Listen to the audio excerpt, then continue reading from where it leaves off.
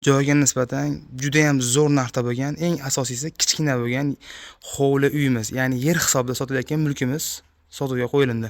Umumiy maydoni 3,5 sotixdan iborat bo'lgan.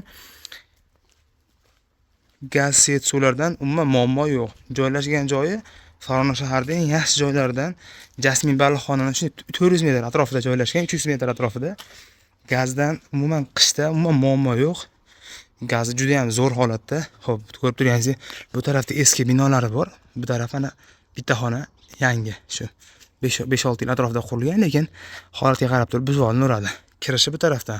Mahalla shunday asfalt, juda ham barhavo zo'r joylarda. Aytib o'tganimizdek, gaz umuman muammo yo'q. Qishda hech kimda bo'lmasa ham egalar aytish bo'yicha bizda inshaalloh holat zo'r bo'ladi qori deyapti. Xo'p, uyimiz bahosi bugungi kunda sotigini 5 mingdan so'rashyapti inshaalloh. Umumiy maydoni aytib o'tganimizdek 3,5 sotiq. Xo'p, taxminan mana shu yerdan to'g'ri kelyapti ekan bo'linadigan joyi. Qurilish to'g'riga qarab qurilsa, juda ham cho'tki holatda yutishadi, paplanoviy qilib, xudo xolasa. Qo'shimcha ma'lumotlar kommentariyada bemalol telefon qilib yana bir so'rashlaringiz mumkin.